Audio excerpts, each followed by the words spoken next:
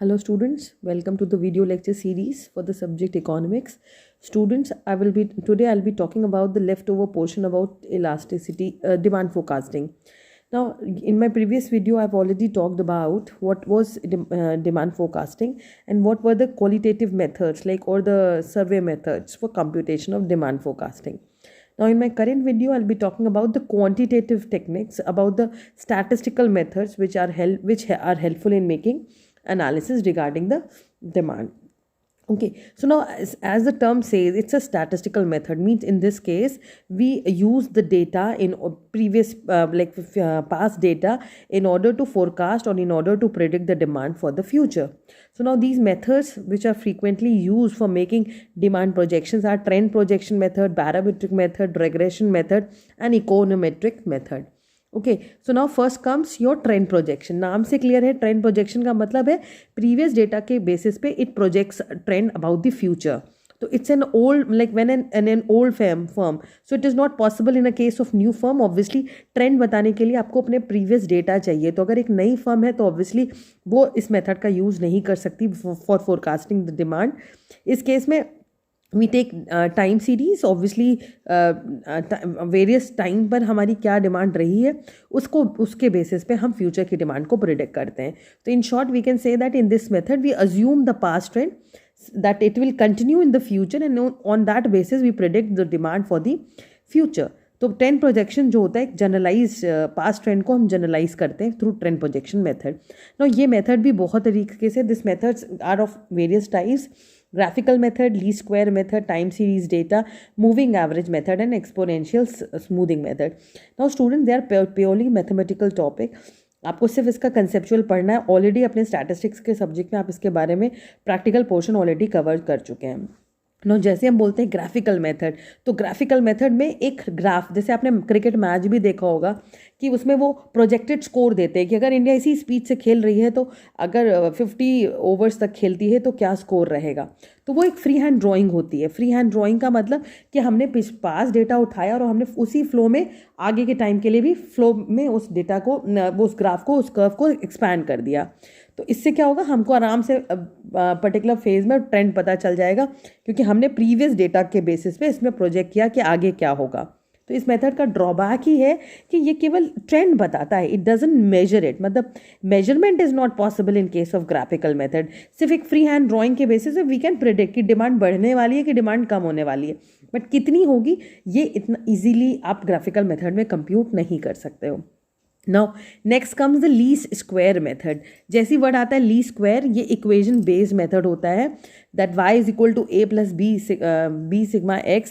इस बेसिस पे हम एक मैथमेटिकल टूल का यूज़ करते हैं और इस टूल के बेसिस पे हम फ्यूचर की डिमांड क्या होने वाली है उसके बारे में प्रोजेक्ट करते हैं.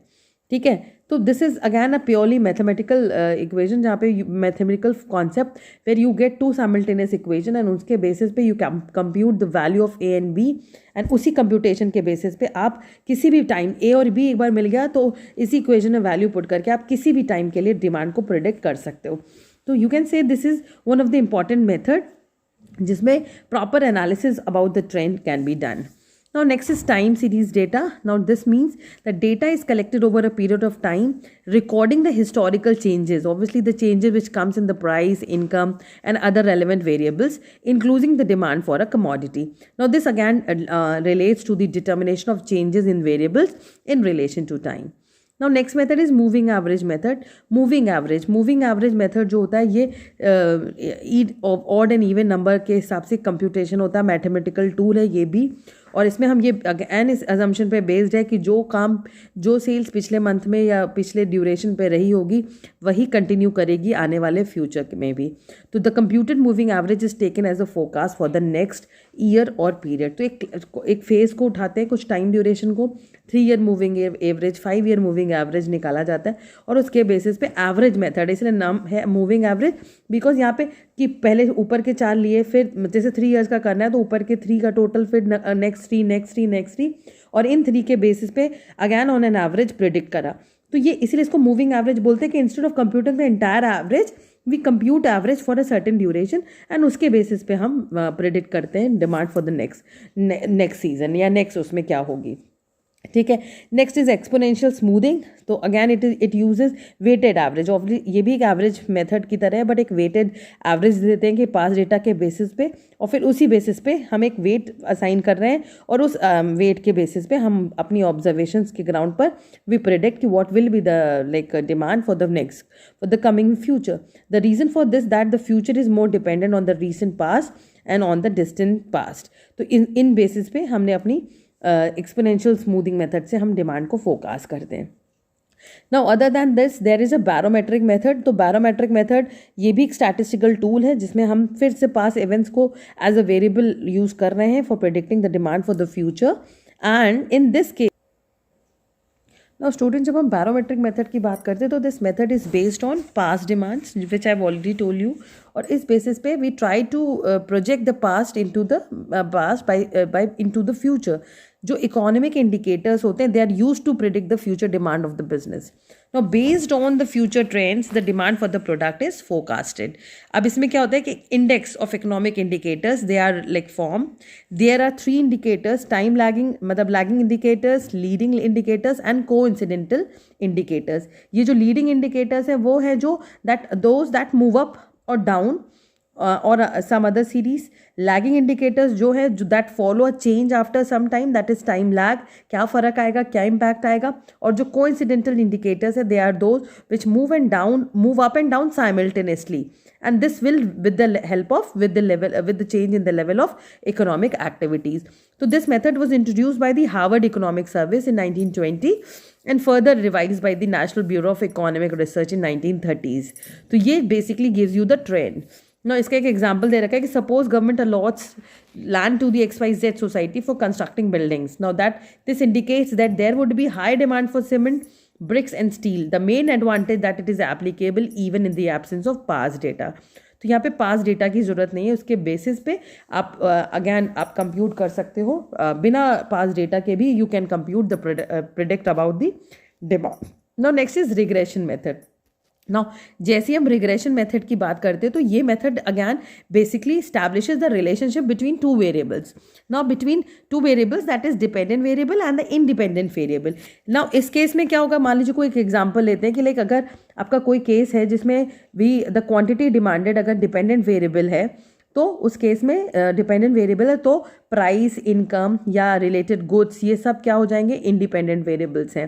तो the regression equation is derived assuming the relationship to be linear. और रिग्रेशन इक्वेशन कहती है कि y is equal to a plus bx where y is the forecasted demand for a product और सर्विस। तो इस बेसिस पे भी आप अपनी डिमांड को फोरकास्ट कर सकते हैं।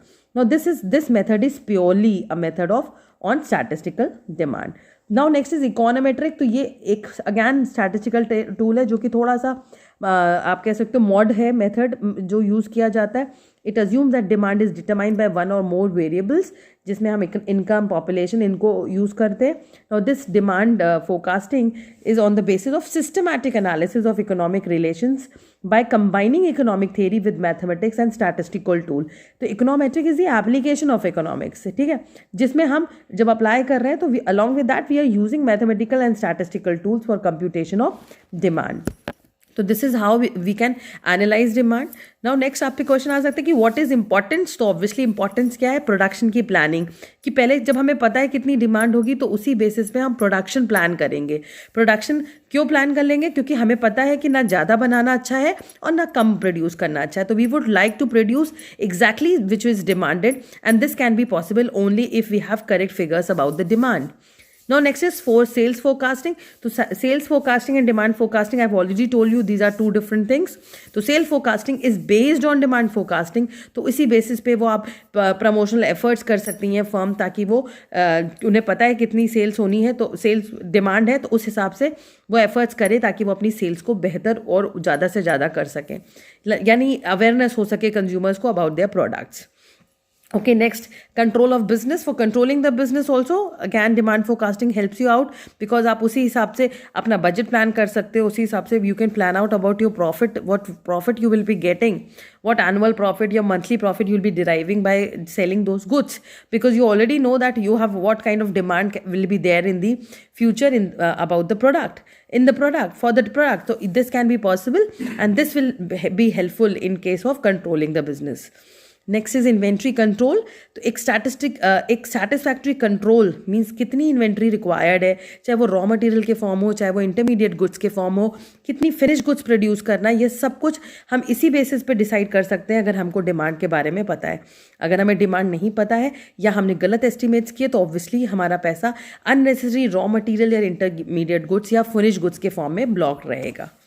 ठीक है. Next is economic planning and policy making. तो obviously government can determine its import and exports.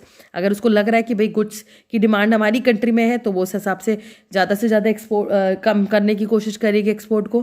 पर हमें लगता है कि हमारे गुड्स की डिमांड ग्रेजुअली इंटरनेशनल मार्केट में भी है, तो we can plan about the imports in such way, import and export in that way. So in this way the government can plan their policies on the basis of forecasting of demand and by getting the exact figures relating to demand. Now next is growth and long-term investment programs.